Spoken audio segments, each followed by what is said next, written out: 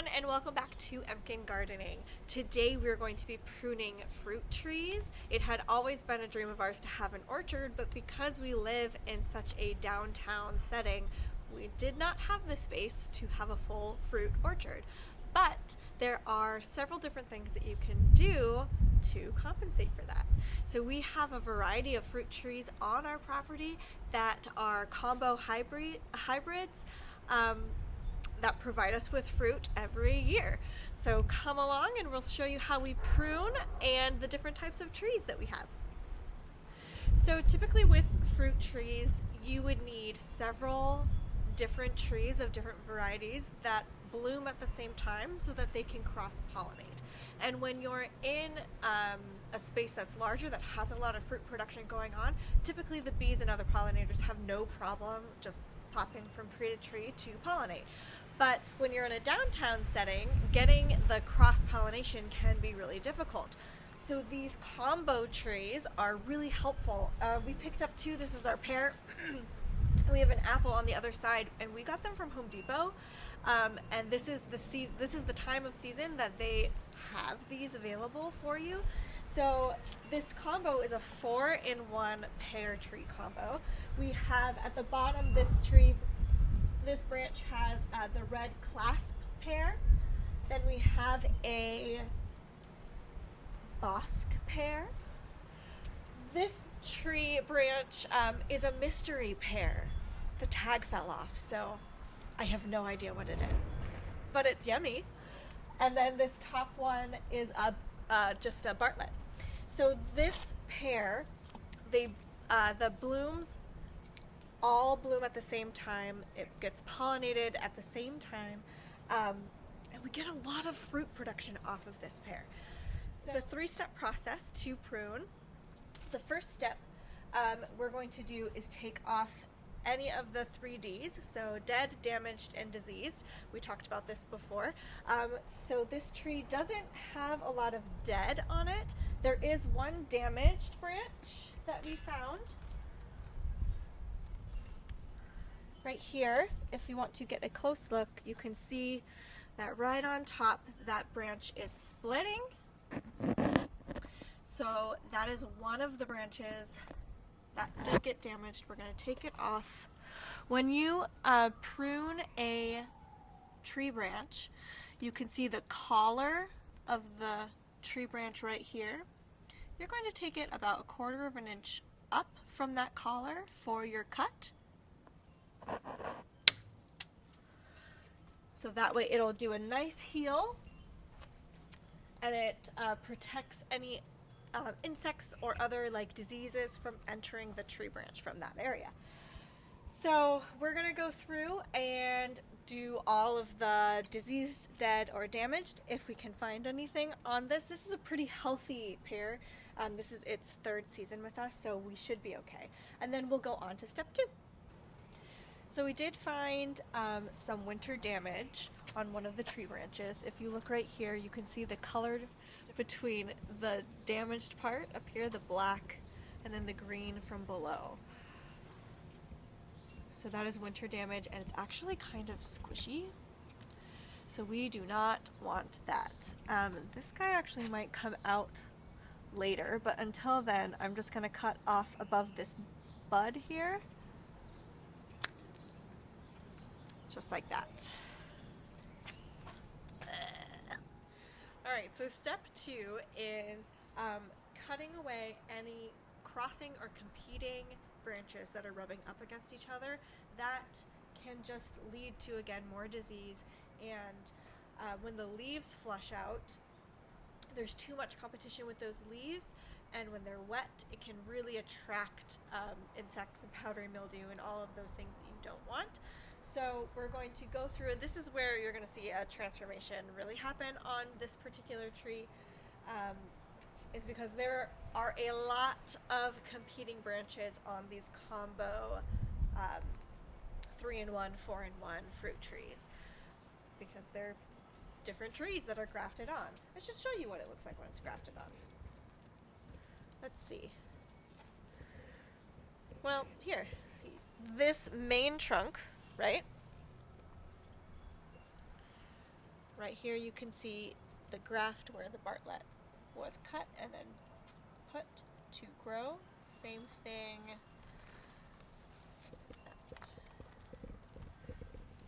Right here you can see where the bosque branch was cut and placed here to graft.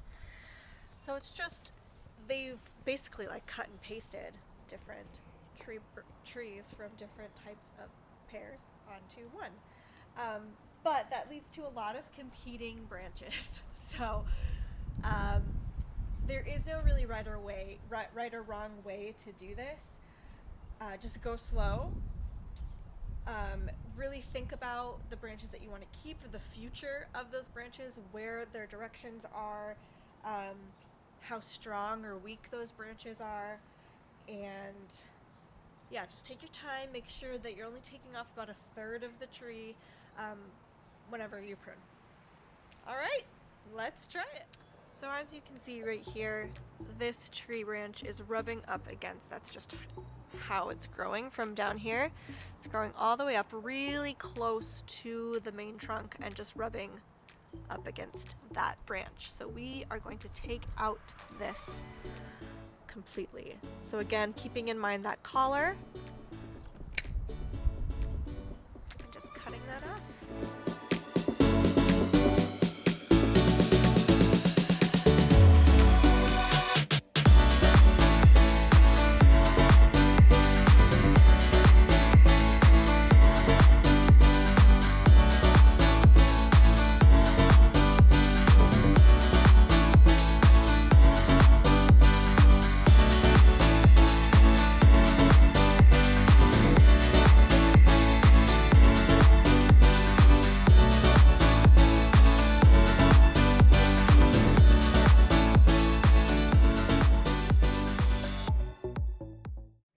So we're done with step 2. We took off a lot of the crisscrossing and rubbing branches. It looks a lot more open. The airflow is going to be so much better. Now step 3 is the shaping. So we're going to just control some of the height. And what you do is, it's called heading off. So you basically, you're just going to cut off the top, and it'll prevent the tree from going to its full size, which is not something that we want in our space here. Because it is a smaller garden, we have wood. Lexi! Stinky compost stuff. Yeah, it smells so good, Dad. Because it's a smaller yard, and we have wonderful neighbors who are growing grapes on their vines, we don't want to impede on the sunlight coming and helping their stuff grow. So we're going to head off the top, shape it how we want. The most important thing when you head off is pruning it above a bud, that you want the new tree branch to grow in that direction. So for example, if I were to cut, let's say, I don't know, let's say this one, cut it here, the bud right here, that tree branch would then grow straight into the tree, which is not something that we want. So instead, when I'm looking at this branch up here, this bud right here is pointing out. So if I cut right above, the next tree branch that grows will open and start growing that way. So that is the direction that I want this tree to go. So I'm going to cut right there. So we're going to head off the top here, give it a nice shape, try to control some of that growth up there, and then we will be done with this pear tree.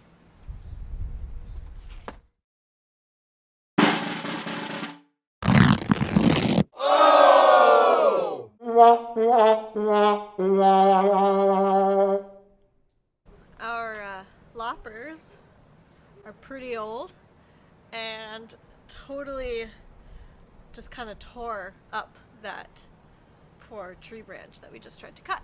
So we're going to try to remedy our failure with Felcos, because we love them, and try to make a nice clean cut. I think part of the problem was we were trying to do it from below, and I think we just need the ladder to kind of help us get on top of it a little bit. So hopefully the Felcos will give it a nice clean cut so that it doesn't rip or tear the branch, which is what our loppers just did. And because of that, it would introduce so much disease and bad things to our tree. So we're gonna fix that.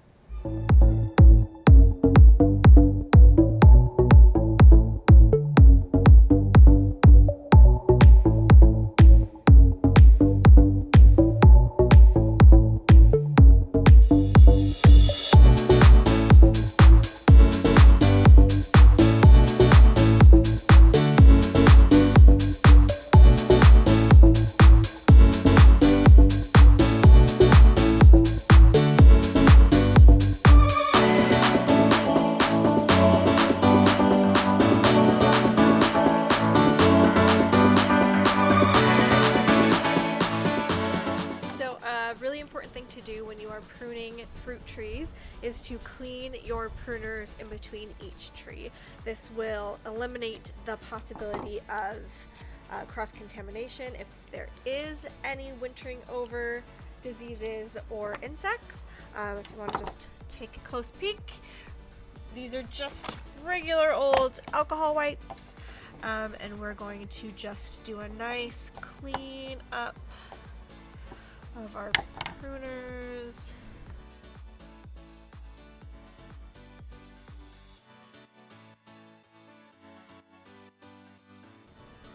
Okay, and then we're ready to go. So this is our apple tree. It is another 4-in-1 combo. We have up top here, these two are the Cortland apples. We have Yellow Delicious apples. We have Fuji. Oh, it's a 5-in-1. We have Liberty apples, and then we did have.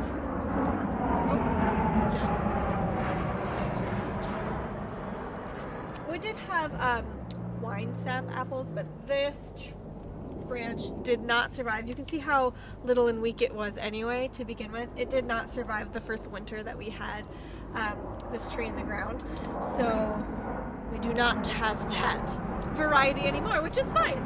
We still have 4 different varieties of apples. The other 4 have given us a lot of apples, so we are very fortunate. Another wonderful thing about getting these combo hybrid trees is that typically they grow in this horizontal fashion, and they're really easy and convenient to just tuck up against a fence on your property. Even if you have a small property, you can get 4 different varieties of apples in one tree, nice and small, tucked in. This is also a dwarf apple combo, so it's not going to get very tall or wide. It just will produce heavily. So it's a really great option if you do have a small space, a small yard, to get the most bang for your buck. So we're going to do the same thing. We're going to tackle the 3Ds. We're going to deal with this mess of crossing branches and rubbing up on things. We don't want any competition. With this one, we might not need to head it this season yet. It isn't growing too tall yet. So here we go.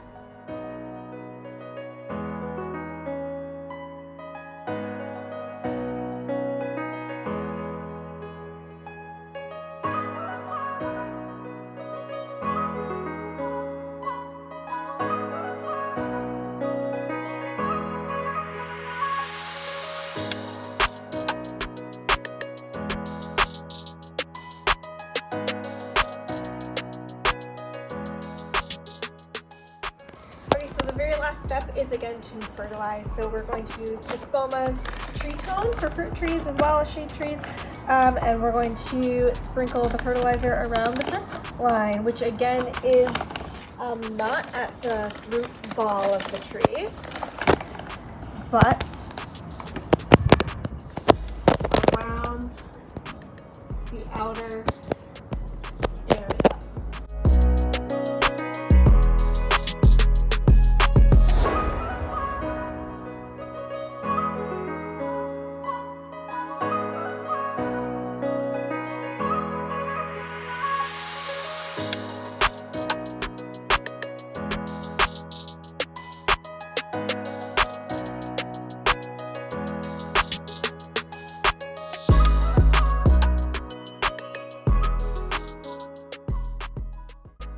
Thank you guys so much for watching this video today. I hope that you learned something about pruning your fruit trees and how there is many options out there for small yard gardeners to take advantage of to get a lot of fruit production without having a giant fruit orchard. So happy gardening and thanks for watching!